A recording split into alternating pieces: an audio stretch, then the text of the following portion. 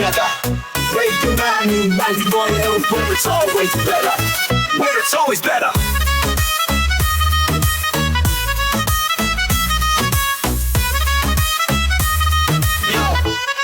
Yo, सुबह का सूरज या शाम का रंग, we bring you joy हर जुबान का धन. Community की बात हम हैं आपके साथ, let's spread the love, चलो मिल के साथ. Tune in, turn up, दिल से बात करो. Radio Manu 92 FM के साथ चलो. Every voice counts, हर लम्हा यहाँ. चलो बात करके देखते हैं, let's all shine on. Yo, let's all go. सेहत की बात और dreams to share. Radio Manu 92 FM, we're always there. From unity to joy, we bring the light. Every word, every tune makes everything right. Listen up, it's time to unite. Radio Manu 92 FM, shining bright. Dill se suno, we love and care. चलो बात करके देखते हैं, let's take it there. So come along for the ride. Radio Manu 92 FM, we're by your side. चलो बात करके देखते हैं. Your voice, your guide.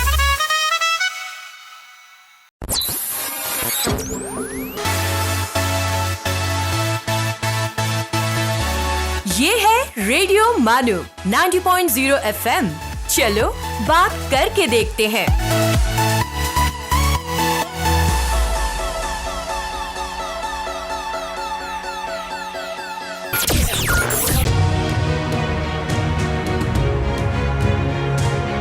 This is Radio Manu 90.0 FM, presenting Know Your Heritage.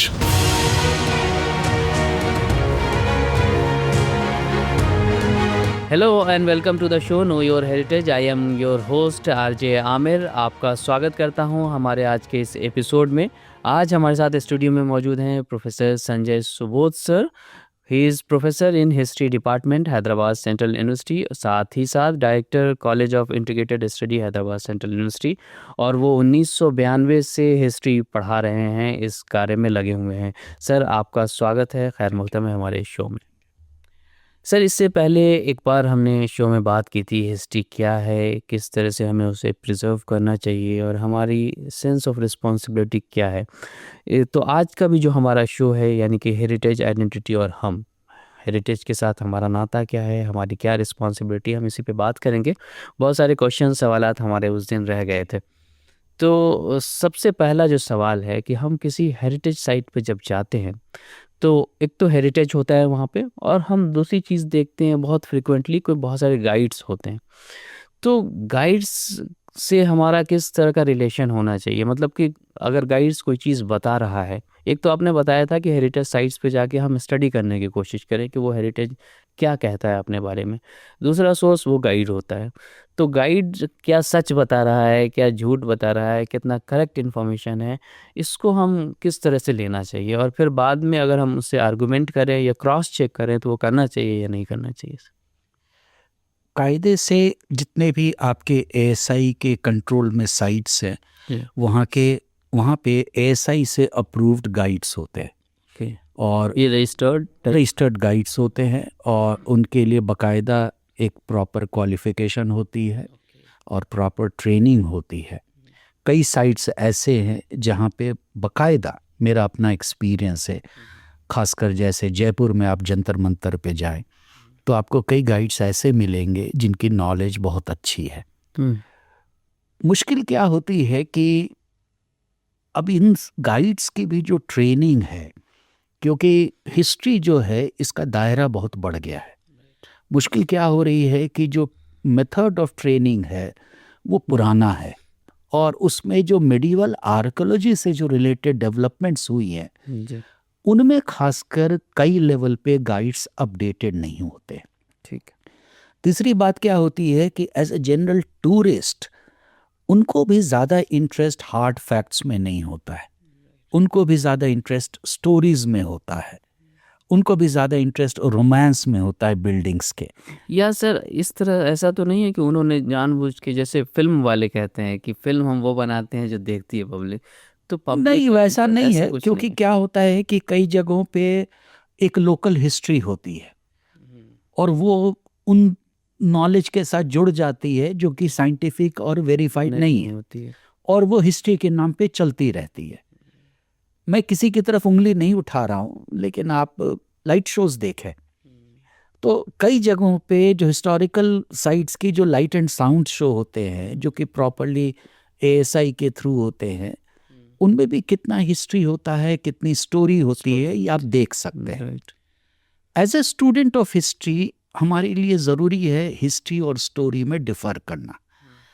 कई जगहों पे क्या होता है कि बहुत सारी ऐसी नॉलेज है जो कि लोकल लेवल पे अवेलेबल है और वो गाइड्स के थ्रू मुझे मिल जाती है।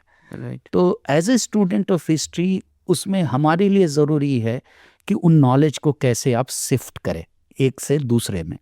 लेकिन एज ए टूरिस्ट बहुत ऑप्शंस नहीं होता है, क्योंकि उनके पास इंक्वायरी करने का कोई बेस नहीं होता है। तो इसलिए मैंने कहा था पिछले एपिसोड में भी जी। कि एक टूरिस्ट जब जाए तो वो अपने लेवल पे सवाल करे, राइट। और तब सवाल करके जो भी गाइड है अगर उनसे जवाब मिल सकता है तब उन सवालों को जानने की कोशिश करें। ठीक है सर, दूसरा जो सवाल है हमारा कि हिस्ट्री और हेरिटेज इज़ ओनली दैट कि 100 ईयर्स पहले कोई मर गया या किसी ने कुछ बनाया या किसी ने कुछ छोड़ा तो दैट इज़ हेरिटेज, या हम जो आज क्रिएट कर रहे हैं दैट इज़ ऑल्सो हेरिटेज? हम भी अपने ज़माने में कुछ चीज़ें हेरिटेज बना के जा रहे हैं। क्या होता है कि हर मुल्क के अपने कानून होते हैं जी। और हमारे यहाँ भी कानून है जो ये कहता है कि अगर कोई चीज़ 100 साल से ज़्यादा पुरानी है तभी वो प्रिजर्व की जाएगी, उसकी अपनी एक उसका आइन होगा। This is Indian law. Indian law में है। तो 100 ईयर्स 100 ईयर्स का Capping। कैपिंग करके हम उसको देखते हैं। लेकिन कई चीज़ें ऐसी हैं, अब मैं अपनी ज़िंदगी देखता हूँ, मेरी ज़िंदगी के 60 साल कैसे गुजर गए मुझे पता ही नहीं चला। तो मेरे समय में जो मेरे बचपन की चीज़ है वो बिल्कुल मेरे करीब है, करेक्ट, लेकिन मेमोरी में से मेमोरी में सेव्ड है, लेकिन आने वाले 40 साल में वो तो बिल्कुल अतीत का हिस्सा हो जाएगी। चेंज हो जाएगी। तो ऐसी चीज़ें जो है जो बनती जाती हैं वो कई कारणों से प्रिजर्व की जाती है।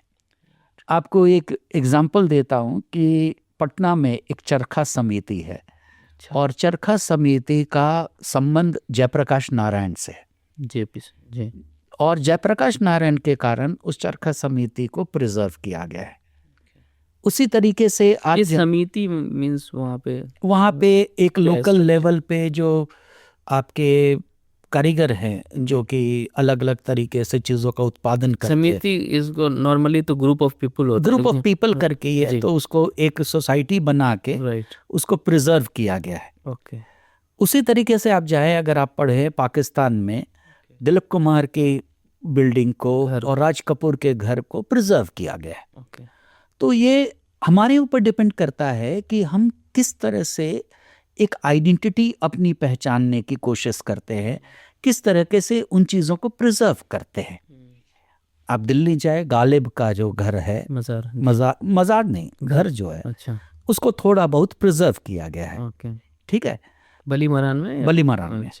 उसी तरीके से आप निज़ामुद्दीन औलिया की दरगाह है, तो निज़ामुद्दीन औलिया की दरगाह है, even though it's functional, it's a part of heritage. तो कैसे हम उसको आइडेंटिफाई करते हैं और कैसे उसको अपनी विरासत समझते हैं, उस पर डिपेंड करेगा कि हम उसको कैसे प्रिजर्व करते हैं। ओके सर, आपने प्रिजर्वेशन की बात की कि एक लॉ भी बताया कि जो 100 इयर्स पुराना है हम उसको हेरिटेज का पार्ट मानते हैं और उसको प्रिजर्व करते हैं। तो जब हम वेस्ट को देखते हैं और जब हम अपनी कंट्री या फिर एशियन रीजन को देखते हैं तो sense of belonging, sense of responsibility या सेंस ऑफ हेरिटेज मेकिंग वो जो है वो किस तरह से डिफरेंट है हमारा? क्योंकि वेस्टर्न कंट्री में फिल्मों के थ्रू ही या कभी हम जाते हैं तो देखते हैं बहुत सारी 100 ईयर्स, 200 ईयर्स, 500 ईयर्स जो बिल्डिंग है एज इट इज़ है, फंक्शनल है, और हमारे यहाँ खंडर बन जाती है। तो क्या डिफरेंस है? और इसमें हमारा पब्लिक का रोल, वो सरकार का नहीं, वो रिस्पॉन्सिबिलिटीज या सम नहीं, पब्लिक का क्या रोल होना चाहिए? क्योंकि हमारे आसपास ही वो मौजूद होता है और हम डिस्ट्रॉय करते हैं उसको, उसमें से ईंट निकाल लिया, उसमें से चीज़ों को डिस्ट्रॉय कर दिया। गवर्नमेंट तो एक पूरा काम कर रही है उसके लिए, लेकिन हमारी क्या रिस्पॉन्सिबिलिटी है? इस सवाल के दो हिस्से हैं। एक तो कायदे कानून क्या है जी। वेस्ट में, खासकर मुझे तजुर्बा है हंगरी का। हंगरी में ये कानून है कि आपकी प्राइवेट ज़मीन भी है और आप जब उस पे कंस्ट्रक्शन शुरू करते हैं और एक्सकवेशन के दौरान अगर कोई ऐसी चीज़ मिलती है जो पास्ट से जुड़ी हुई है, आप उसको डिस्टर्ब नहीं कर सकते। आप अपनी बिल्डिंग बना सकते हैं विदाउट डिस्टर्बिंग दैट। ये हंगरी में बहुत स्ट्रांग रूल है। दूसरा सवाल ये है कि हम कैसे रिस्पॉन्ड करें अपने हेरिटेज को। अब वेस्ट में उनका प्रिजर्वेशन का तरीका बहुत सिंपल है कि जिस फॉर्म में हेरिटेज अवेलेबल है उसी फॉर्म में हम उसको रखें। अनफॉर्चुनेटली हमारे यहाँ कुछ कॉन्सेप्ट अलग है। हम उसको कहीं ना कहीं ब्यूटीफाई करने की कोशिश करते हैं, हम कहीं ना कहीं उसमें कुछ ऐड ऑन कर देते हैं, उससे उसकी ओरिजिनलिटी खत्म हो जाती है। थर्ड जो हमारा रिस्पॉन्स है, जो सबसे ज़्यादा खतरनाक है, क्योंकि as a student of history हम जानते हैं कि history is also medium of control. ये वेस्ट में भी हुआ है, ये हमारे यहाँ भी हो रहा है। जहाँ पे हम जब हिस्ट्री को as a medium of control करते हैं तो उस हिस्ट्री का वो हिस्सा जो इमारतों के दर्ज में है, हम उसको भी कंट्रोल करना चाहते हैं। चाहे वो कंट्रोल उसको गिरा के करे, चाहे कंट्रोल उसको किसी और फॉर्म में करे। जैसे मैंने आपको 1857 के बारे में बताया कि कैसे ये बात चली ईस्ट इंडिया कंपनी में कि मुग़ल इमारतों के साथ क्या किया जाए, तो एक बात ये आई कि किसी इनको गिरा दिया जाए और जिससे कि मुग़ल एम्पायर जिंदा नहीं रहेगा। उसी तरीके से कुछ हमारे मुल्क में भी होता है आज़ादी के बाद भी। दिस इज़ वेरी अनफॉर्चुनेट, क्योंकि इमारत किसी कौम को, किसी ये हमारी साझी विरासत है। ये साझी विरासत हम जो है वो हमारा है, वो हम बिल्कुल belongings होना बिल्कुल। चाहिए। और हमारे लिए बहुत ज़रूरी है ये पॉजिटिव आइडिया डेवलप करना, क्योंकि ये जो कॉन्टेस्टेशन है, ये कॉन्टेस्टेशन नेवर एंडिंग है। और जिसको हम कहते हैं टू करेक्ट द पास्ट, इसका कोई एंड नहीं है। करेक्ट। मैं अगेन ये बात बहुत रिस्पॉन्सिबिलिटी के साथ कह रहा हूँ, क्योंकि हमारे पास बाकायदा एविडेंसेस हैं कि कैसे यादवा के टाइम में बौद्ध स्तूपास को गिराया गया और उनको कहीं और ले जाया गया। उसी तरीके से बहुत सारी चीज़ें होती हैं जो एक एज के हिसाब से एप्लीकेबल होती है, राइट, मे बी जस्टिफाइड होती है। अब उनको आज के हिसाब से करेक्ट करना हमारी जिम्मेवारी नहीं है, राइट। ये हमारे पास सोचना ज़रूरी है। बाकायदा हम ये कर सकते हैं कि जो हमारा स्ट्रेंथ है, जो हमारा आइडियाज़ है, उसको पॉजिटिव वे में इम्प्लीमेंट, बिल्कुल उसको पॉजिटिवली ले और आगे बढ़ें। बिल्कुल, तो हम क्रिएटिव आइडियाज़ के साथ आगे बढ़ें। ये उसी तरीके से है कि आपने बिरयानी खाना शुरू कर दिया बगैर ये सोचे हुए कि ये बिरयानी कब शुरू हुई, किसके द्वारा लाई गई, राइट। ये आज आपकी विरासत है, राइट, आज आपके कुजीन का हिस्सा है। उसी तरीके से कई चीज़ें हैं, टमाटर है, आलू है, जो आज आपके वेजिटेबल का बहुत स्ट्रांग हिस्सा है, लेकिन ये हिंदुस्तान में ग्रो नहीं किए जाते थे, ये बाहर से आते थे। 17वीं सेंचुरी के आसपास बाहर की जब बात करते हैं तो मुझे ये नहीं समझ में आता पर्सनली कि बाहर क्या है। हाँ, ये तो एक बाउंड्रीज है जो बढ़ती जाती है। आप जितना आगे जाए सब हमारा ही है। अगर वर्ल्ड की बात करें तो वर्ल्ड हमारा है, यूनिवर्स की बात करें तो यूनिवर्स हमारा है। तो हमारा क्या है, छोड़ना क्या है। हम अपने आप को why should we limited to the एक लिमिटेड बाउंड्री। तो वो चीज़ें खैर वो नेगेटिव वे में चली जाती हैं। तो नहीं, आपने जो सवाल किया ये बहुत वैलिड है जी कि बाहर है क्या। हम आज जब बाहर की बात करते हैं तो आज पॉलिटिकल बाउंड्री के हिसाब से बात करते हैं, लेकिन प्री मॉडर्न पीरियड में यही सबसे बड़ा सवाल है, क्या बाउंड्रीज थी? नहीं थी। तो everything is travelling to the, और जब बाउंड्रीज जिस फॉर्म में थी वो कितनी फिक्स्ड थी, कितनी फ्लूइड थी, इसको समझना ज़रूरी है। और अगर हम आज इस सवाल को समझ सके तो हम समझ सकेंगे कि जिसको हम इंडियन और आउटसाइडर कहते हैं वो बिल्कुल वैलिड नहीं है, खासकर हिस्टोरिकल कॉन्टेक्स्ट में। Thank you very much sir कि आपने एक बहुत अच्छी चीज़ों को छेड़ा है कि हम पॉजिटिव वे में आगे बढ़ेंगे। उसका जो मुझे समझ में आता है कि पॉजिटिव वे में अगर आगे बढ़ेंगे तो जो चीज़ें हिस्ट्री में पास्ट में ये चीज़ें हो गई हैं उसमें अगर हम ना पढ़ें तो अपना जो स्ट्रेंथ है, जो अपनी काबिलियत है, जो अपना टाइम है, जो अपने पैसे हैं, वो हम चीज़ों को बर्बाद किए बिना आगे बढ़ सकते हैं, पॉजिटिव वे में, कंस्ट्रक्टिव वे में आगे बढ़ सकते हैं। मैं इसको थोड़ा दूसरे रूप में देख रहा हूँ। अच्छा। मैं इसको फॉर सेंस ऑफ अवॉइडिंग के रूप में नहीं देख रहा हूँ। अवॉइडिंग नहीं जी, मैं इसको देख रहा हूँ कि यही तरीका होना तरीका चाहिए, होना चाहिए। इसका कोई और नॉर्म नहीं होना चाहिए। हाँ, राइट। एक मतलब मैं इसको अवॉइडिंग नहीं, मैं भी अवॉइडिंग नहीं कह रहा हूँ। मतलब ये नहीं है कि मैं कन्फ्रंटेशन नहीं चाहता, राइट सवाल वो नहीं है। जी। सवाल ये है कि एक समय में जो चीज जो नॉर्म था जी, वो उस टाइम के लिए, वो उस टाइम के लिए था। आज आप उसको करेक्ट नहीं कर सकते, कर आप उसके ऊपर जजमेंटल नहीं हो सकते। ठीक है। ये उसी तरीके का सवाल है कि आज से 300 साल पहले चाइल्ड मैरिजेस वैलिड थी और हमारे उसके जितने भी reasons अलग पुरखे हैं जी, सबने चाइल्ड मैरिज किया होगा। उसके रीजंस अलग थे, वो चीज रीजन से जब रही सही थे Valid है। गलत थे वो एक अलग सवाल है, पहले कर सवाल लेकिन उसके लिए आज हम जजमेंटल नहीं हो सकते। नहीं हो सकता। उसी तरीके से जो पास्ट की जो चीजें हैं उसके लिए आज हम जजमेंटल नहीं हो सकते। हिस्ट्री में कंपोनेंट है जजमेंट का, राइट। लेकिन हम जजमेंटल नहीं हो सकते। तो हमारा जो एटीट्यूड है बिल्डिंग्स के तरफ में, वो हमारे लिए एक एज अ नॉर्म पैदा होना जरूरी है। ये कोई फेवर हम नहीं कर रहे हैं राइट, कि भाई हम छोड़ो और आगे बढ़ो, नहीं, ये हमारा ही है। ये हमारा है और हमारे को इसके साथ ही इसको- आगे बढ़ना है। इसको मैं ऐसे ले सकता हूँ सर कि कोई एक कपल है, अब उसके पास कोई भी बच्चा बॉर्न हुआ तो वो जैसा भी बॉर्न हुआ, बहुत फिट एंड हेल्दी है देन ओके, और फिट एंड हेल्दी नहीं है अनफॉर्चुनेटली कुछ भी है, तो उनका ही बच्चा है, वो उसी तरह से उसको लेके आगे बढ़ते हैं। तो इन दैट सेम केस हमको हिस्ट्री के साथ भी वो करना चाहिए। लेकिन यहाँ पे सर एक छोटा सा ब्रेक है, मुझे आपको अनफॉर्चुनेटली थोड़ी देर के लिए रोकना पड़ेगा। दोस्तों आप कहीं मत जाइएगा, बहुत इंटरेस्टिंग टॉपिक पे हम बात कर रहे हैं और बहुत थ्रिलिंग भी है ये सब सुनना जानना हमारे लिए। हम फ़ौरन वापस आते हैं एक छोटे से ब्रेक के बाद। आप सुन रहे हैं नो योर हेरिटेज, रेडियो मानू 90.0 एफएम का history and heritage show.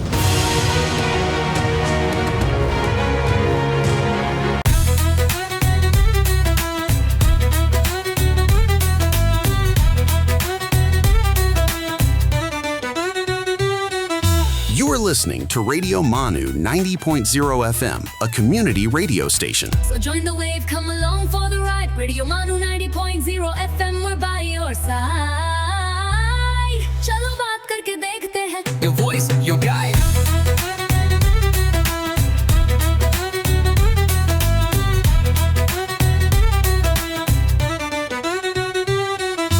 This audio has been generated through AI.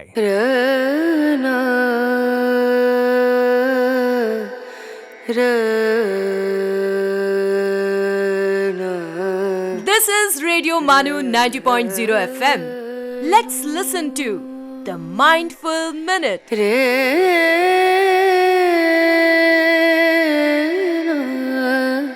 काल करे सो आज कर, आज करे सो अब, पल में प्रलय होएगी, बहुरी करेगा कब।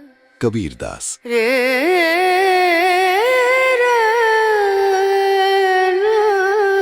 A word after a word after a word is power. Margaret Atwood.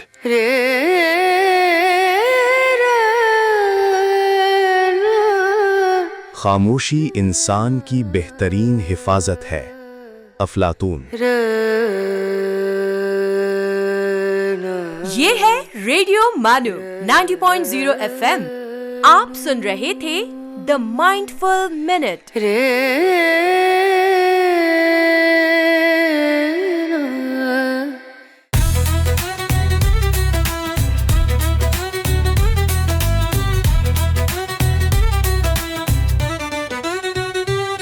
For sales, marketing and brand promotions, write to us on Radio Manu at manu.edu.in.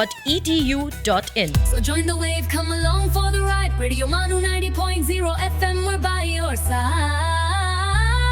चलो बात करके देखते हैं. Your voice, your guide.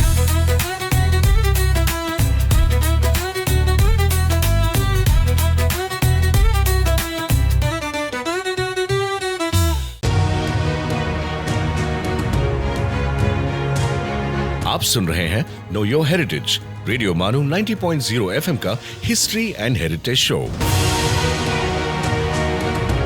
Welcome back to the show know your heritage. मैं हूं आपका दोस्त और होस्ट आरजे आमिर और आज हमारे साथ स्टूडियो में हैं प्रोफेसर संजय सुबोध सर। हम बात कर रहे हैं हिस्ट्री और हेरिटेज के बारे में और जो हमारी जिम्मेदारी है उस पे।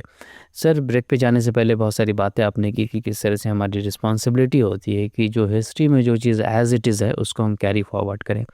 आज जब हम देखते हैं कि जो हमारे यंगस्टर्स है वो इंक्लूड हैं फ़ोन के साथ, अपने मोबाइल के साथ, गैजेट्स के साथ, उनकी क्या जिम्मेदारी बनती है कि वो किस तरह से पास ऑन करें, वो किस तरह से हिस्ट्री से अपने लिए सबक लें और किस तरह से पास ऑन करें? उनके लिए खासकर मेरा सबसे पहले नम्र निवेदन ये होगा जी जो हिस्ट्री है वो व्हाट्सएप के थ्रू ना जाने। जी, ठीक है, व्हाट्सएप जी हम बहुत बिल्कुल। हिस्ट्री जो है सोशल मीडिया में है, उसके थ्रू हिस्ट्री ना जाने।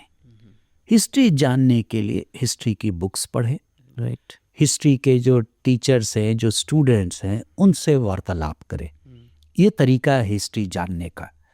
और इन लोगों के लिए और भी मैं एक संदेश देना चाहूँगा कि जो जनरेशनल गैप होता है जिस पे हम यंग और ओल्ड की बात करते हैं, जी young always finds old not suitable, ठीक है, लेकिन कहीं ना कहीं लाइफ के किसी दौर में जाके उनकी ज़रूरत पड़ती है जब उनको एक कंधे की ज़रूरत होती है, एक सहारे की ज़रूरत होती है, उनके सपोर्ट की ज़रूरत। और इट्स अ साइकिल, आपको भी वही ज़रूरत होती है। मैं अपनी इमारतों को उसी रूप में देखता हूँ कि जो ये इमारतें हैं जो पुरानी हैं, आज आपको लगता है कि आपके काम की नहीं है, लेकिन ये किस रूप में आपके सपोर्ट सिस्टम का पार्ट है उसको समझना ज़रूरी है। राइट, बिना उसको समझे आप पास्ट को नहीं समझ सकते। मसलन मैं आपको एक एग्जांपल देता हूँ। अगर आप लोग जयपुर गए हैं तो जयपुर 18th सेंचुरी टाउन है और जब ये शहर बना था तो उसमें आप देखेंगे नीचे दुकानें होती हैं और ऊपर में मकान होते हैं, ठीक है। यही तरीका था आगरे का भी।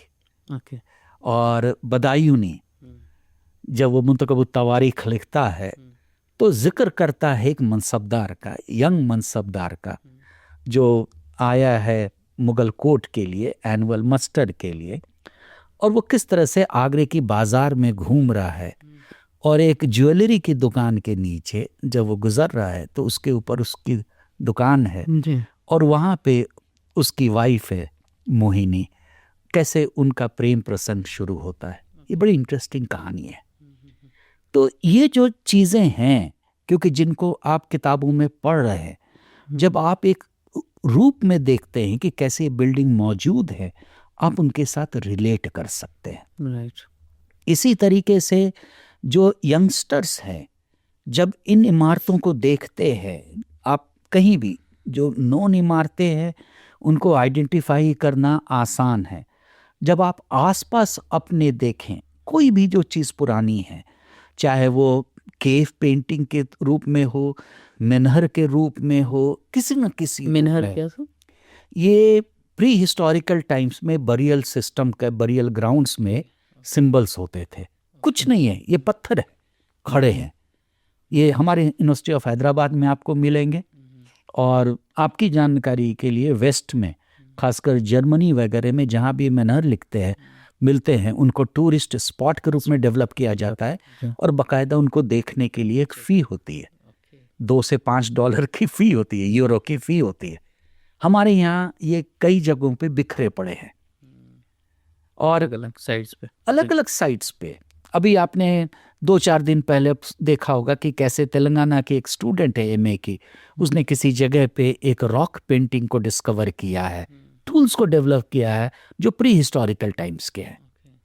तो एक यूथ किस तरीके से एक्सप्लोरेशन के थ्रू, ट्रेकिंग के थ्रू ऐसी जो चीज़ें जो हिस्ट्री से कनेक्ट हो सकती है उनको ला सकता है to the realm of knowledge of history. Right, और तब उनके प्रिजर्वेशन के लिए हम एफर्ट कर सकते हैं। Very true sir. आपने एक बात कही कि जो भी हमारा हेरिटेज है या हिस्ट्री है उसका बहुत यूज़फुलनेस है आज के दौर में भी।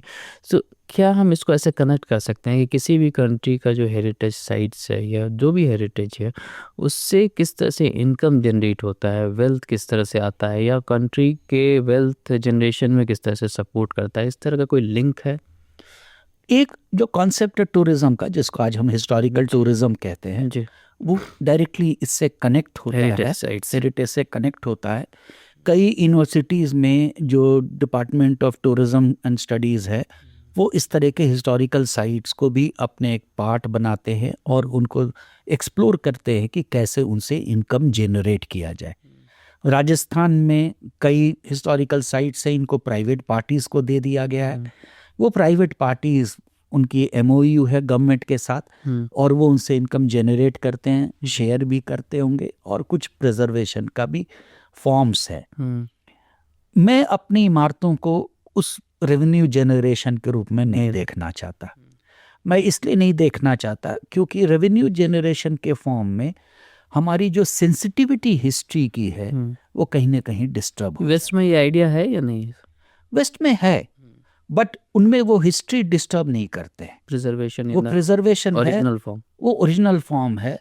फॉर एग्जांपल अगेन मैं हिस्ट्री आपको इसका हंगरी का एग्जांपल दूंगा कि कैसे प्री हिस्टोरिकल जो साइट्स है उन्होंने क्या किया है कि वो नीचे साइड से उसके ऊपर उन्होंने पूरे ग्लास की सीलिंग बनाई है।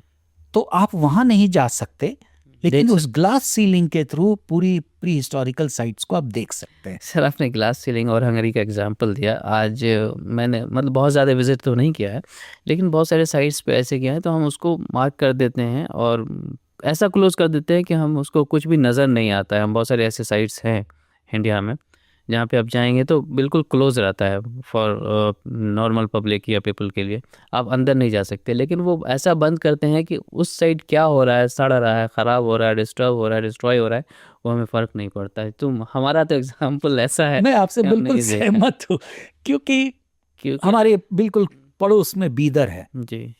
बीदर बहमनी पीरियड का एक कैपिटल सिटी है और इनका जो पैलेस का एरिया है, फोर्ट का जो पैलेस का एरिया है, अधिकतर तो हिस्सा गिर चुका है, कुछ हिस्सा जो बचा हुआ है अगर आप देखेंगे उस हिस्से में भी अधिकतर हिस्से को उन्होंने बंद किया हुआ है। जब भी आप जाएंगे तो ये कहेंगे कि वहाँ रेनोवेशन का काम चल रहा है, क्या हो रहा है नहीं पता है।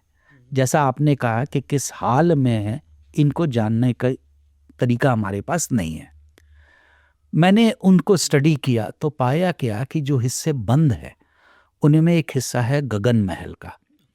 और गगन महल एक अपने तरह से कूलिंग स्ट्रक्चर है। तो इस तरह से जो चीज़ें बंद है they become inaccessible to students of history. ठीक। एक और उसके कारण फिर क्या होता है कि हम उनको जान नहीं सकते। इसका दूसरा पहलू क्या है कि आप अजंता केव्स देखें। अजंता केव्स में we are losing out on our murals. Right. इसी तरीके से आप जाएं, अगर लाल किले में जाएंगे, लाल किले में भी, दिल्ली के लाल किले में भी एंटर करते ही कई म्यूरल्स हैं जो हमारे लुप्त हो चुके हैं।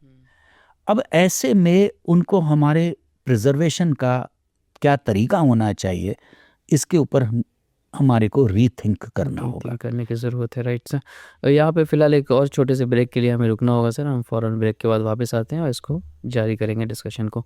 दोस्तों आप कहीं मत जाइएगा, हम फ़ौरन वापस आते हैं एक छोटे से ब्रेक के बाद।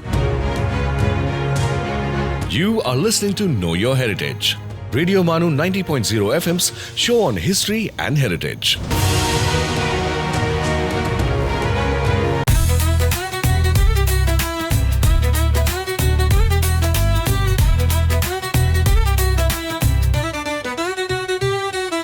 आप सुन रहे हैं रेडियो मानू 90.0 FM, एक community radio station. So join the wave, come along for the ride. Radio Manu 90.0 FM, we're by your side. चलो बात करके देखते हैं. Your voice, your guide.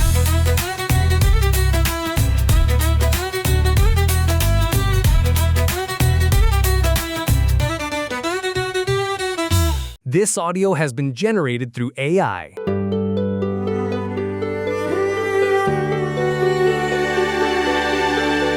आइए अब सुनते हैं अर्ज किया है।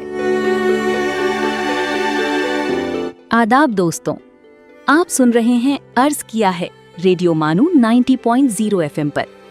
आइए आज मुलाकात करते हैं उर्दू गजल के मशहूर शायर राज चांदपुरी से। राज चांदपुरी उर्दू अदब के उन शुआरा में शुमार किए जाते हैं जिन्होंने अपनी गजलों के जरिए मोहब्बत, इंसानी जज्बात और जिंदगी के नाजुक पहलुओं को निहायत खूबसूरती से बयान किया। उनका ताल्लुक चांदपुर की अदबी रिवायत से था और उन्होंने अपने कलाम के जरिए उर्दू शायरी में अपनी एक अलग पहचान कायम की। राज चांदपुरी की शायरी में दिल की कैफियत, हिजरो विसाल के एहसासात, वफा और जिंदगी के तजुर्बात का रंग नुमाया नजर आता है। उनका अंदाज़े बयान सादा, शगुफ्ता और दिल आवेज था। उनके अशार में जज्बात की सच्चाई और अल्फाज की नफासत दोनों का खूबसूरत इम्तिजाज मिलता है। आइए उनकी शायरी का एक रंग महसूस करते हैं। पछताने से क्या हासिल, पछताने से क्या होगा, कुछ तूने किया होगा, कुछ तुझसे हुआ होगा। और एक और दिलनशीन शेर मुलाहिजा हो, निगाही शौक वक्फी हुस्नी फितरत होती जाती है, तबीयत महरमी राजी मोहब्बत होती जाती है।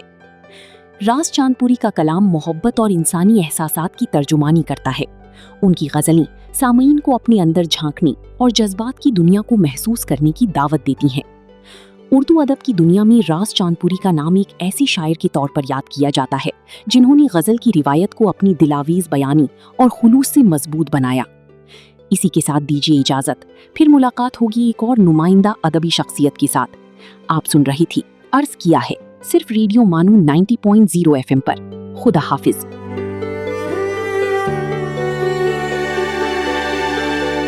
You were listening to अर्ज किया है।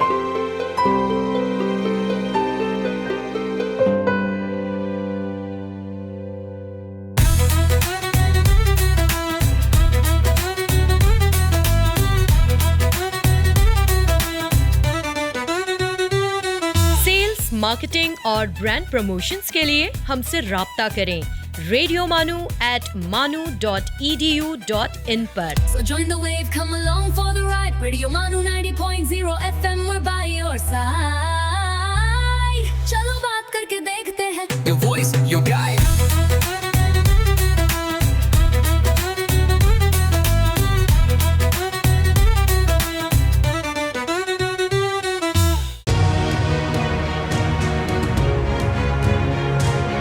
You are listening to Know Your Heritage, Radio Manu 90.0 FM's show on history and heritage.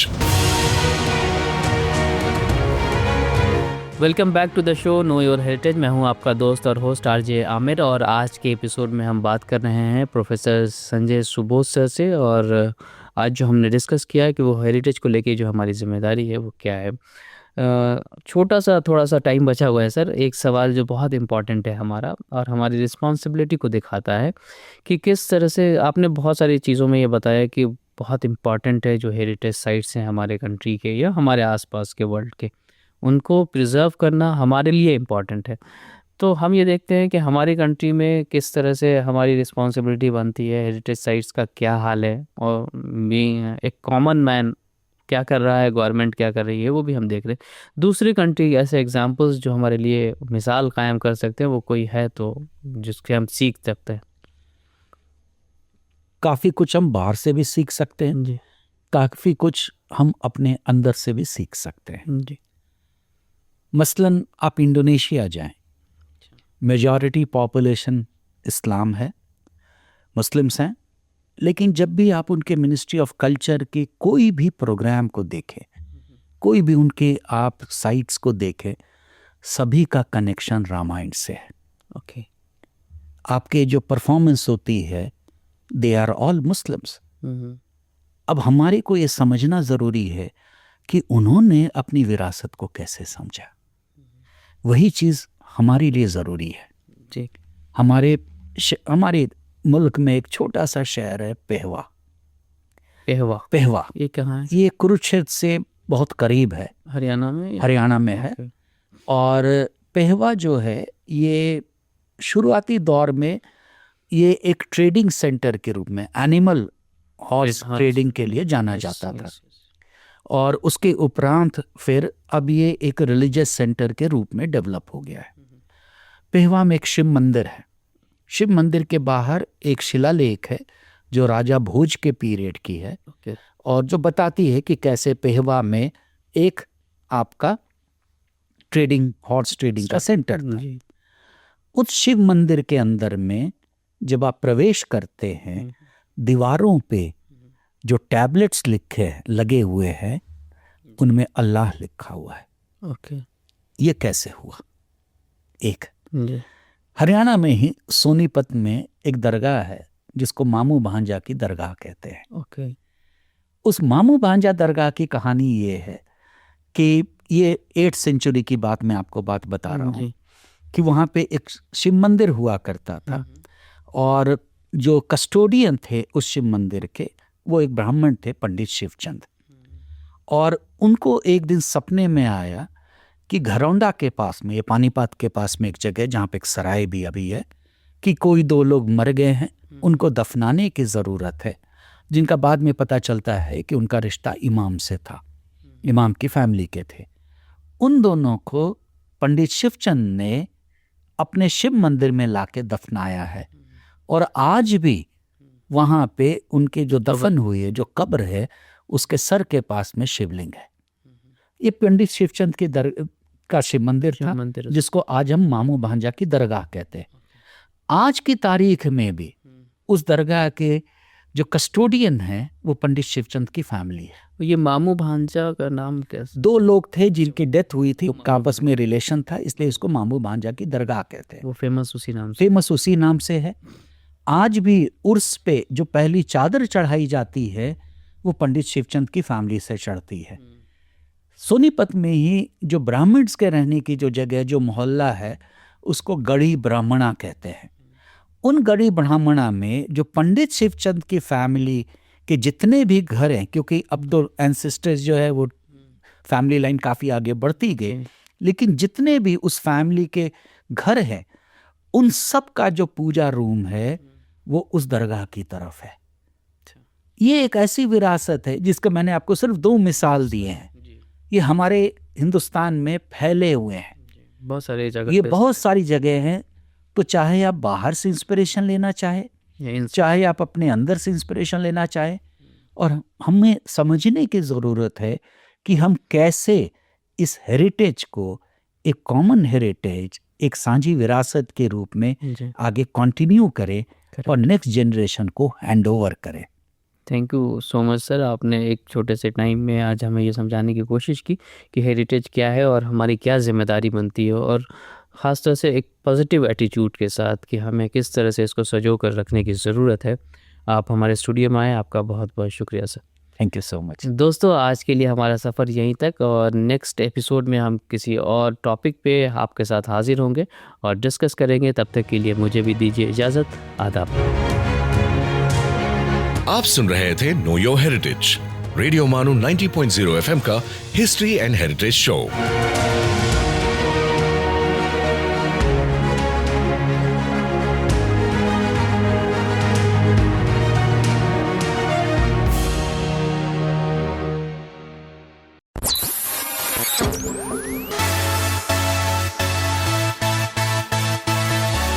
This is radio मानू 90.0 FM।